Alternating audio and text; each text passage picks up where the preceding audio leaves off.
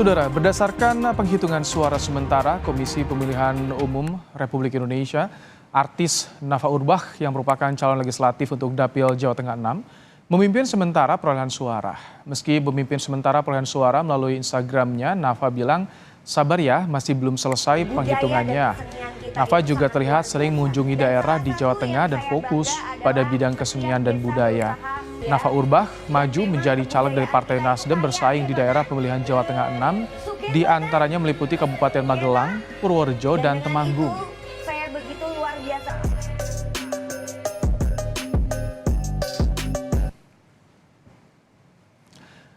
Berdasarkan penghitungan sementara KPU RI di tanggal 17 Februari 2024 pukul 19.30 artis Nafa Urbach yang maju dari Partai Nasdem unggul dari 7 caleg lain di Dapil Jateng 6. Nafa Urbach memperoleh jumlah suara 44.016 maksud kami. Data yang masuk ke KPU sekitar 74% lebih.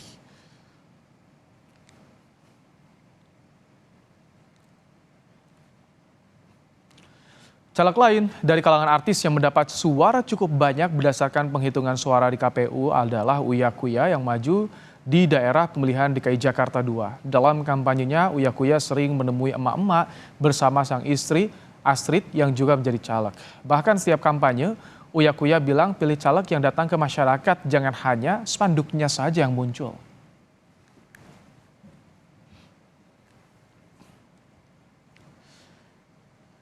Berdasarkan penghitungan sementara KPU RI tanggal 17 Februari 2024 pukul 19.30, artis Uya Kuya memperoleh jumlah suara 124.665. Sementara Uya Kuya tertinggi ketiga setelah Adiaksa Daud dan Syafruddin Budiman. Data yang masuk baru sekitar 49% lebih. Uya Kuya maju dari Partai Amanat Nasional atau PAN.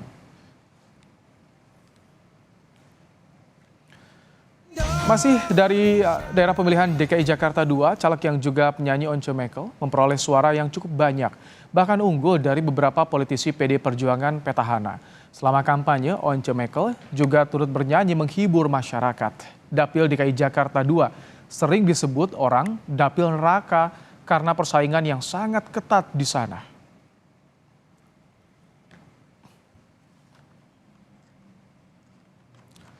Berdasarkan penghitungan sementara KPU RI di tanggal 17 Februari 2024 pukul 19.30, penyanyi Once Mekel yang maju dari PD Perjuangan memperoleh suara 85.247.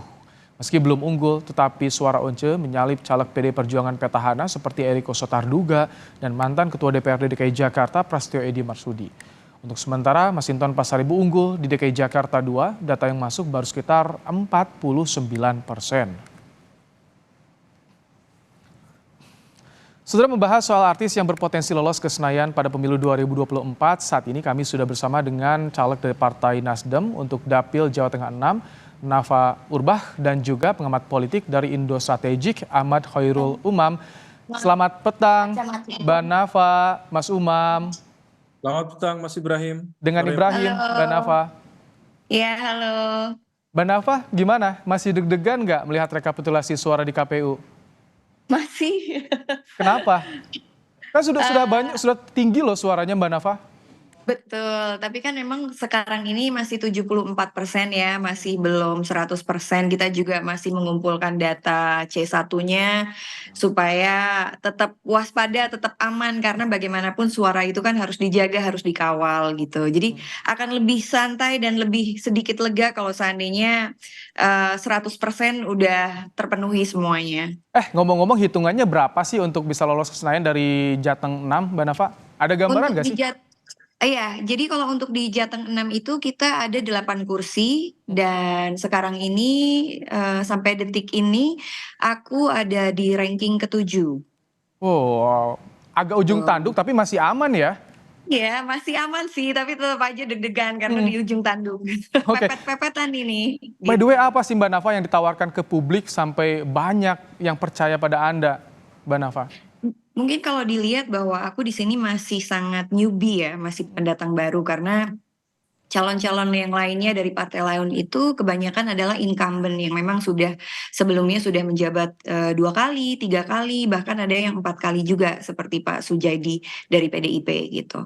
Jadi dengan aku memperoleh suara 44.000 itu, saya rasa itu adalah sudah sesuatu hal yang sangat luar biasa sekali, di mana masyarakat sungguh amat ingin suasana yang baru atau menaruh kepercayaan kepada aku sendiri gitu.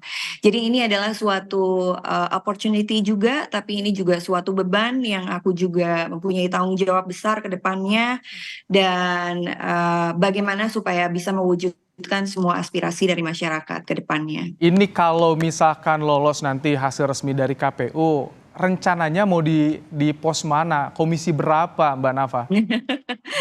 Dari kemarin sih kita udah ngomong ya, aku sempet ngobrol sama Ibu Reri Lestari Murdiat, yang Ibu juga wakil MPR, dan Ibu juga salah satu mentor aku juga di Nasdem, juga ada Pak Sugeng Prawoto, ada Kak Amelia Anggraini juga, dan tadi kita baru ngobrol-ngobrol, terus kemungkinan aku di Komisi 10.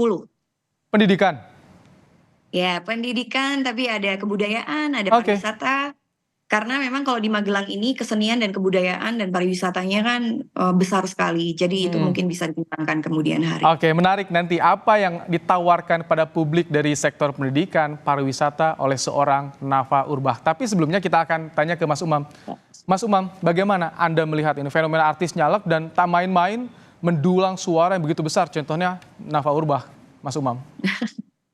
Iya, Mas Ibrahim, ini bukan fenomena baru dan ini seringkali berulang karena bagaimanapun juga kawan-kawan artis tentu memiliki sejumlah kekuatan terutama terkait dengan pengaruh dan popularitas.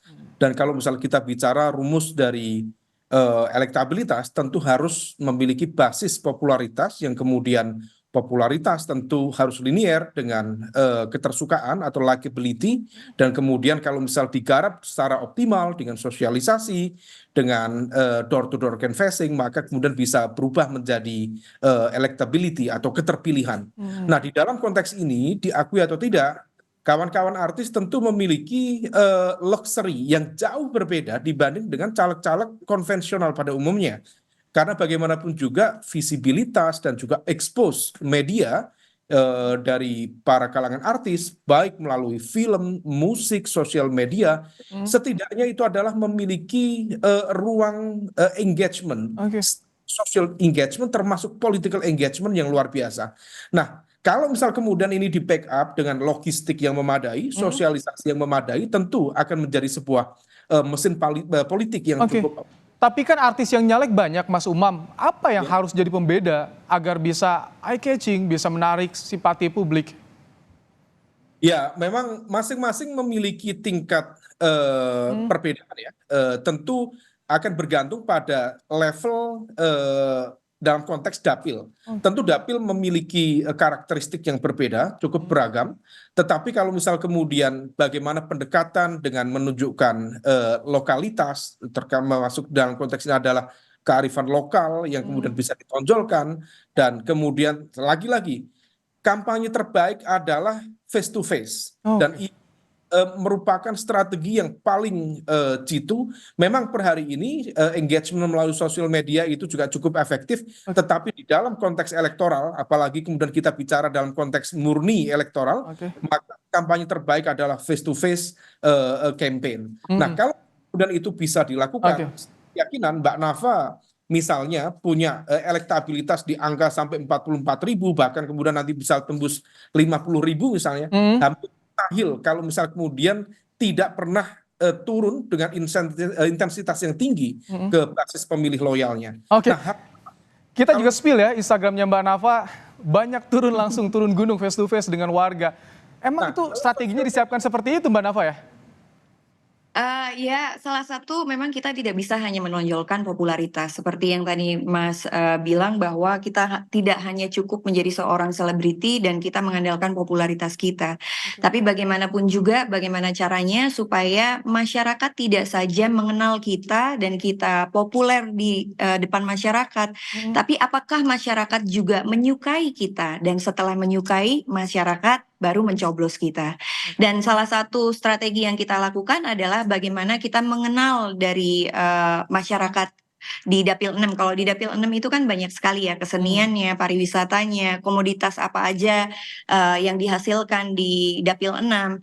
Nah, di situ juga sangat amat mengajari saya untuk terus belajar apa yang ke depannya nanti bisa dikembangkan, apa yang nanti ke depannya bisa diajak kerjasama, dan apa ke depannya nanti yang bisa dimajukan, dan aspirasi apa yang nanti akan didahulukan, seperti itu.